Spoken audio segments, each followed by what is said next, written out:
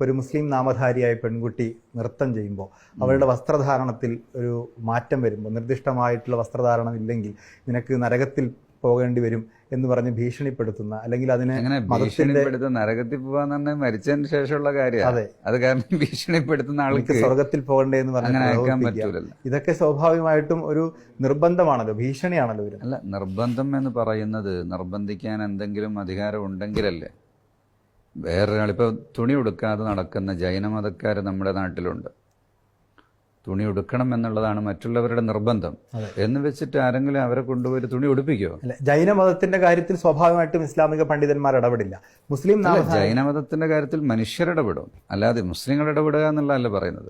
ഞാൻ പറയുന്നത് ഇസ്ലാമിക ഓരോ മതവും ചെയ്യുന്നത് മതത്തിനകത്തുണ്ടാകുന്ന ഒരു മതത്തിനകത്തല്ല.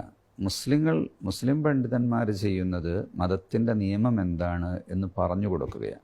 അത് അവരുടെ ബാധ്യതയാണ്. ക്രിസ്തീയ മതത്തിന്റെ നിയമം എന്താണെന്ന് ക്രിസ്തീയ പണ്ഡിതന്മാർ പറഞ്ഞു കൊടുക്കണം. അത് ഹിന്ദു മതത്തിന് അങ്ങനെ ഒരു നിയമങ്ങളുണ്ടെങ്കിൽ അവരും അത് പറഞ്ഞു കൊടുക്കേണ്ടതാണ്. അപ്പോഴല്ലേ മനുഷ്യർ മതമനുസരിച്ച് പറഞ്ഞു കൊടുക്കാം. പക്ഷെ അത് സ്വാഭാവികമായിട്ടും നിങ്ങൾ അത് അനുശാസിച്ചു കൊള്ളണം. അല്ലെങ്കിൽ എന്ത് ചെയ്യും? ഭീഷണിപ്പെടുത്തുക പറഞ്ഞാൽ അല്ലെങ്കിൽ എന്ത് ചെയ്യുന്ന? സമൂഹ മാധ്യമങ്ങളിലൊക്കെ ഇപ്പോൾ പലതരത്തിലുള്ള പ്രചാരണങ്ങൾ ഉണ്ടാവാറുണ്ടല്ലോ. നിങ്ങൾ ഇങ്ങനെ വസ്ത്രം ധരിച്ചില്ലെങ്കിൽ ഞാൻ തന്നെ ശരിയാക്കി കളയുന്നു. അതെ, അങ്ങനെ ആര് പറഞ്ഞിട്ടുണ്ട്? അല്ല, അങ്ങനെ പറയുന്നവരോടുള്ള ഇല്ല, ഭീഷണി ഉണ്ടെന്നത് ഉണ്ടാക്കുകയാണ്. നമ്മൾ പലപ്പോഴും ഇല്ലാത്ത കാര്യങ്ങളെ പെരുപ്പിച്ചുണ്ടാക്കുകയാണ് ചെയ്യുന്നത്. മതനിയമങ്ങൾ ഓരോ മതത്തിന്റെ ആളുകളും പറയണമല്ലോ. രാഷ്ട്രത്തിന്റെ നിയമങ്ങൾ രാഷ്ട്രം പറയുന്നു. അതിന്റെ കാവലാളായിട്ടാണ് ഇവിടെ കോടതിയും വക്കീലന്മാരും ഒക്കെ ഉള്ളത്. അതുപോലെ തന്നെ അത് അനുസരിക്കാനും അനുസരിക്കാതിരിക്കാനുമുള്ള ഒരു സ്വാതന്ത്ര്യത്തെയാണ് ജനാധിപത്യം ഉദ്ദേശിച്ചത്. മതത്തിനുള്ളിൽ ജനാധിപത്യം എന്നല്ല, മതത്തിലൊരു നിയമം. ഒരാൾക്ക് പന്നിമാംസം കഴിക്കാൻ പറ്റുമോ? ഇല്ലേ? ക്രിസ്തു മതത്തിൽ പറ്റും, ഇസ്ലാം മതത്തിൽ പറ്റൂല. അപ്പോൾ ആ ഒരു ഇസ്ലാം മതത്തിൽ വന്നു കഴിക്കാൻ പറ്റൂല എന്ന് പറയുമ്പോൾ അതൊരു സ്വാതന്ത്ര്യത്തിനെതിരല്ല. അയാൾക്ക് കഴിക്കാം, അയാൾ ഇസ്ലാം ആകുന്നില്ല എന്ന് മാത്രമേ ഉള്ളൂ. ഇസ്ലാമിക ചിട്ടയിൽ ജീവിതമാകുന്നില്ല എന്ന് മാത്രമേ ഉള്ളൂ. കഴിക്കുന്നതോടുകൂടി അയാൾ ഇസ്ലാം അല്ലാതാകുന്നു. ഇസ്ലാം അല്ലാതാകുന്നില്ല. ഇസ്ലാമില് മതത്തിൽ നിന്നൊരാൾ തെറ്റ് ചെയ്തത് കൊണ്ട് പുറത്തു പോകില്ല. വിശ്വാസം തെറ്റിയാൽ മാത്രമേ മതത്തിൽ നിന്നും പുറത്തു പോവുകയുള്ളൂ. തെറ്റ് ചെയ്യുന്ന ആളുകൾക്ക് പശ്ചാത്താപം ചെയ്യാനുള്ള അവസരമുണ്ട്. പടച്ചവൻ വിചാരിച്ചാൽ അവർക്ക് പുറത്തു കൊടുക്കാനുമുണ്ട്. തെറ്റ് ചെയ്യാതെ മനുഷ്യനെ ജീവിപ്പിക്കുക എന്നുള്ളത് അവൻ്റെ സമൂഹത്തിൻ്റെ ബാധ്യതയാണ്. അപ്പോൾ അത് മുതിർന്നവർ ചെറിയവരോട് പറഞ്ഞു കൊടുക്കണം, അറിവുള്ളവർ അറിവില്ലാത്തവരോട് പറഞ്ഞു കൊടുക്കണം, പണ്ഡിതന്മാർ സമൂഹത്തോട് പറഞ്ഞു കൊടുക്കണം. അതാണ് ഈ എക്സ് മുസ്ലിം എന്ന് പറയുന്നൊരു വിഭാഗം സോഷ്യൽ മീഡിയയിലൊക്കെ വളരെ സജീവമാണ്. മുസ്ലിം നാമധാരികളാണ്, പക്ഷെ അവർ സ്വയം വിശേഷിപ്പിക്കുന്നത് എക്സ് മുസ്ലിം എന്നുള്ളതാണ്. അങ്ങനെ ഒരു വിഭാഗം അവർ മുസ്ലിം ആയിരുന്നു എന്നവർ പറയുന്നുണ്ടെങ്കിൽ എന്നാണ് മുസ്ലിം ആയിരുന്നത്? മുസ്ലിം ആയിരുന്നപ്പോൾ അവരെന്തായിരുന്നു ചെയ്തത്? ഏത് ഡേറ്റ് മുതലാണ് അവർ എക്സ് ആയത് എന്നൊന്ന് ചോദിച്ചു നോക്കാം. അവർ പക്ഷേ അവരുടെ പ്രധാനപ്പെട്ട ജോലി എന്ന് പറയുന്നത് ഇസ്ലാം മതത്തെയും അതിന്റെ ആചാരങ്ങളെയും ഒക്കെ വിമർശിക്കുക എന്നുള്ളതാണ്. അത് സ്വാഭാവികമായിട്ടും മതത്തിനകത്തൊരു കൺഫ്യൂഷൻ ഉണ്ടാക്കുക. അത് ഏറ്റവും കൂടുതൽ സ്വീകാര്യത ലഭിക്കുന്ന ഒരു മതം ഇസ്ലാം ആയതുകൊണ്ട് അതിനെതിരെ ശത്രുക്കൾ കൂടുതലാണ്. അപ്പോൾ അത് പുറമേ നിന്ന് ഇസ്ലാമിനെ എതിർക്കുന്ന ആളുകൾ വരാതിരിക്കുമ്പോൾ പിന്നെ 1400 വർഷമായിട്ടും ഇതുവരെയും മേൽപോട്ട് മാത്രം പോയിക്കൊണ്ടിരിക്കുന്നൊരു മതം. ഏത് തരത്തിലുള്ള ഭൗതികമായ ആക്രമണങ്ങളോ ആത്മീയമായ ആക്രമണങ്ങളോ ചിന്താപരമായ ആക്രമണങ്ങളോ എന്ത് തന്നെ ഉണ്ടായിട്ടും ഇസ്ലാം റെലവൻ്റായിട്ട് അതേ ആശയത്തിൽ തന്നെ നിന്നുകൊണ്ട് ആരാധനയ്ക്കും മറ്റ് ആചാരങ്ങൾ ജീവിതത്തിൽ പകർത്താനും ആളുകൾ വർദ്ധിച്ചുകൊണ്ടിരിക്കുക.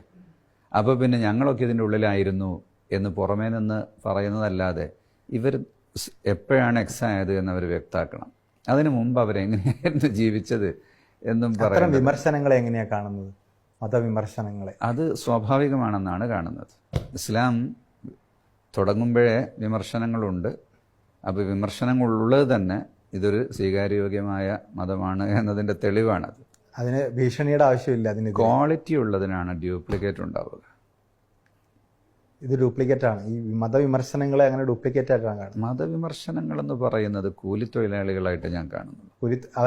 ആരായിരിക്കും അവരെ കൂലി കൊടുത്ത് വളർത്തുന്നത്? സമ്മൺ പേദം. അങ്ങനെ ഒരു അന്വേഷണം നടത്തിയിട്ടില്ല. ഇത് വർദ്ധിച്ചു വരുമ്പോൾ അന്വേഷണം നടത്തുക എന്ന് പറയുന്നത് ഒരു വൃഥ സമയം ചെലവഴിക്കല. നമ്മളെ സമയം അതിനുള്ളതല്ല.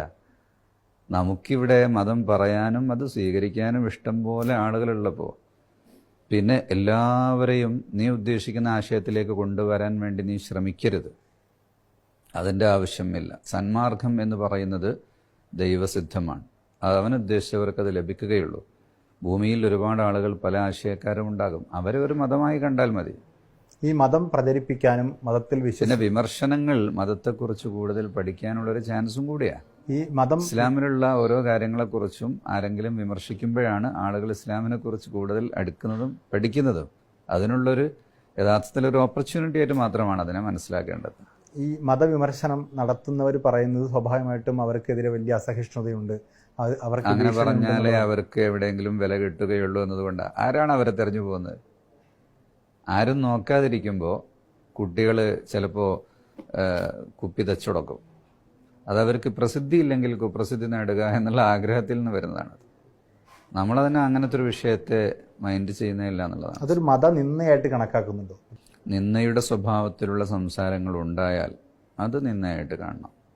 അങ്ങനെ ശ്രദ്ധയിൽപ്പെട്ടിട്ടുണ്ടോ ഈ മതവിമർശകരുടെ ഭാഗത്തുനിന്ന്? നമ്മളെ സംബന്ധിച്ചിടത്തോളം പുറമേ നിന്ന് ആരെങ്കിലും വിമർശനം നടത്തിയാലും അത് ആളുകൾ കൂടുതൽ മതത്തെ പഠിക്കാനുള്ള അവസരമായിട്ട് മാത്രമേ കാണുന്നുള്ളൂ. ലോകത്തെവിടെ ഇസ്ലാമിന് ശക്തമായ വിമർശനം വന്നിട്ടുണ്ടോ അവിടേക്ക് ഇസ്ലാം അതിശക്തമായി വർദ്ധിച്ചതായിട്ടാണ് അനുഭവം.